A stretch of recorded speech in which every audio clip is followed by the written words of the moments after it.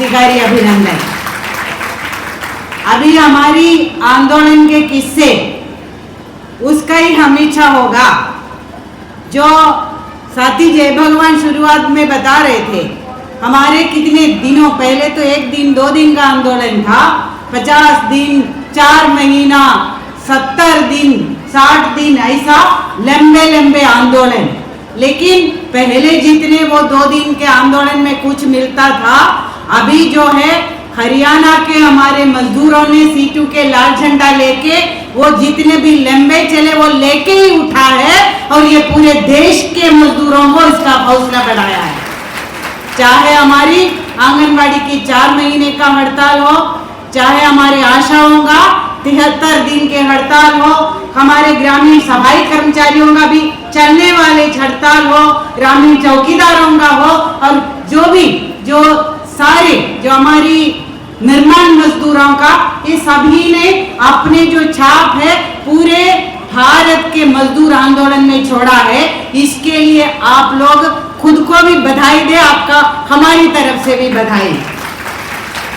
साथियों, अभी बात यही है कि हम लोग ये 3 साल का जो हम समीक्षा करेंगे, तो बात यह है कि उसने हमारी जो वर्ग दुश्मन ने क्या किया और हमने क्या किया, ये दोनों की समीक्षा है।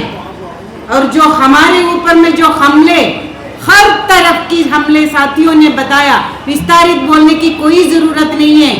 एक मजदूर की जिंदगी में उसका बच्चे की पढ़ाई को लेके, उसके कोई माँ बाप की जो इलाज को लेके, हमारी जो काम की जगह में न्यूनतम वेतन, कहाँ वेतन ही नहीं बोलते हैं, जो यहाँ में जो बैठे हैं सारे साथियों को जो मिलता है उसको तो वेतन ही नहीं बोल रहे हैं। तो और महंगाई भत्ता का तो सोचना ही नहीं, और बुढ़ापा पेंशन नहीं किसी का। और अगर किसी को कोई राजनीतिक दल को चुनाव जीतना है, उसके पहले कोई प्राइम मिनिस्टर मुख्यमंत्री वाला योजना आता है, 6 महीने के बाद में उसका पैसा खाते में आते भी नहीं है। ये हाल है। और जो है ये जो हालात के अंदर में हमने अपना लड़ाई को आगे किया है, हर एक स्तर के मजदूरों ने, चाहे इवन हमारी सरकारी कर्मचारियों ने भी, उनको जो मिलते थे वो पेंशन भी बंद कर लिया, कोविड के नाम पे उनका डीए बंद कर लिया। तो हमारे मजदूरों का क्या है, उनको तो कुछ देना ही नहीं था। तो ये हालत के अंदर में हमने अपने लड़ाई करके हासिल किया है पूरे दुनिया के अंदर में, और हमारे देश में भी मजदूरों का हक वापस लिया जा रहा, तो हमने और अपने हासिल किया है। तो ये छोटी बात नहीं है, ये इसको इसी स्तर पे और बड़े पैमाने पे आगे करना है।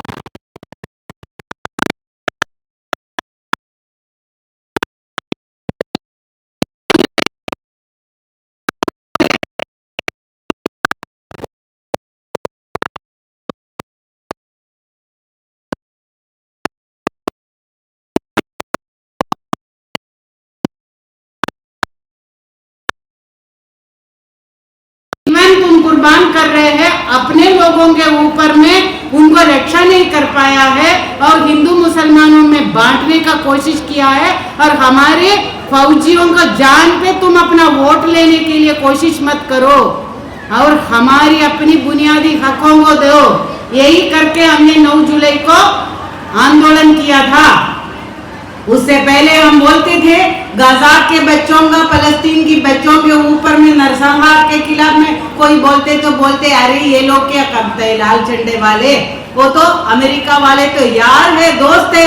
लेकिन अभी कोई बोल सकते हैं, कोई भाजपा वाले भी ये जो हवन कर रहे थे ना, जो ट्रंप को जिताने के लिए, आपको याद होगा अमेरिका में ट्रंप चुनाव लड़ रहे थे तो भाजपा वाले हवन कर रहे थे कि ट्रंप को जिताने का, और ये गुजरात में नाटक कर रहे थे और अमेरिका में जाके वोट लेने के लिए कोशिश किया था।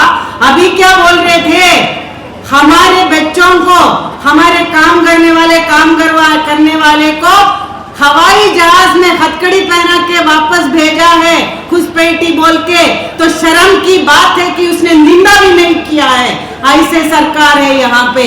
और अभी भी क्या है, साथी ने जो बोला है ना, ये जो टैक्स के तारीफ के नाम पे क्या है, हमारे देश में हमारे आने वाले पंजाब वाले दूध पैदा करते हैं, हम सारे तो अपने घरों में हैं, हमारी जो तनख्वाह कुछ काम में नहीं आती, माने उसी से तो कुछ पेट नहीं भरते, बच्चों को पढ़ा नहीं सकते हैं, तो सभी के घरों में होगा, भैंस होगा, दूध दे के जिंदा बचता है। तो अभी वो दूध के ऊपर में भी वार किया है, वो अब इंग्लैंड के साथ में भी एग्रीमेंट कर लिया कि वहां से दूध आएगा 35 रुपए किलो में, और वो तो लेकिन आम जनता को 35 रुपए में नहीं मिलेगा, वो तो 100 से 150 हो जाएगा। लेकिन हमारे किसानों का, हमारे गरीब जो है, जो पशु पालते हैं, उनके पेट में लात मारते हैं, और ये जो जाके ट्रम्प का अभी भी गुणगान गा रहे हैं, शर्म की बात है। और अभी ये देश की जनता इसको पहचान रहे हैं।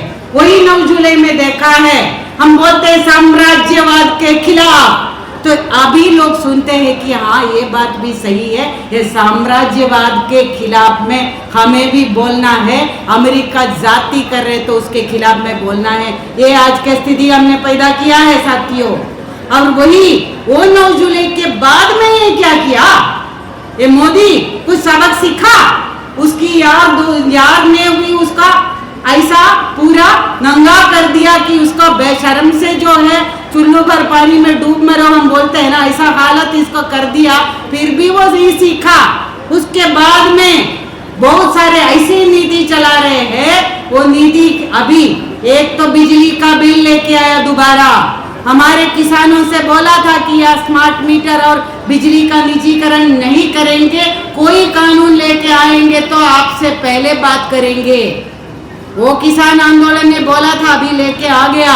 बिजली में जो हम लोग बिजली में अभी गर्मी में पंखा भी नहीं चला पाएंगे, क्योंकि शाम के जो रात को जब आप सोने जाओगे तब पंखा चलाओगे तो आपका डबल पैसा खर्चा होगा।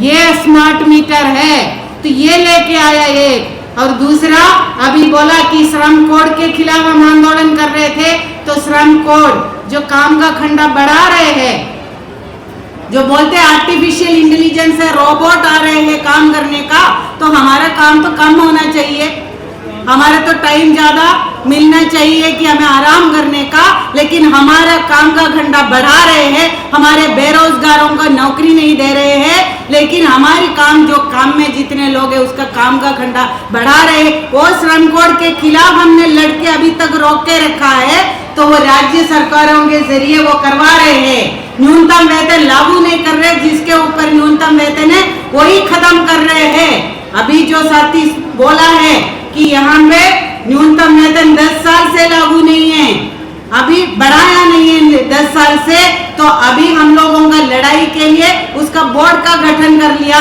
तब तक तो वो कानून लेके आएगा तो वो लागू भी नहीं करवाना है।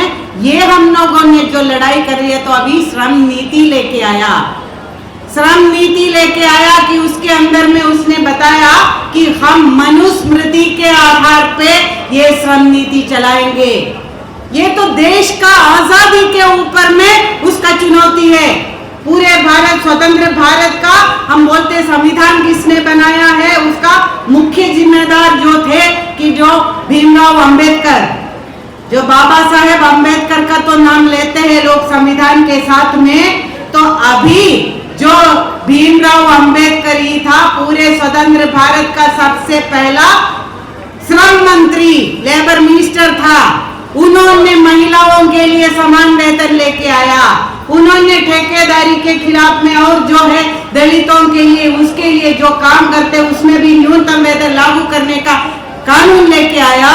और उन्होंने मनुस्मृति को जलाया था, जो महिलाओं के और इनको है इंसान भी नहीं, दलितों को भी इंसान भी नहीं मानते हैं, और जो है सिर्फ ब्राह्मण का ही इंसान मानते हैं, बाकी कोई जाति उसको भी तो नहीं मानेंगे। कोई जाट को भी खुश होने का कुछ नहीं, मनुस्मृति में किसी का भी जगह नहीं है। तो उस मनुस्मृति के जलाया था डॉक्टर अंबेडकर ने, तो आज मोदी वही मनुस्मृति के आधार पे लेके आएंगे, तो हम लोग इसको करने नहीं देंगे। ये ऐलान भी हमारे CITU से है।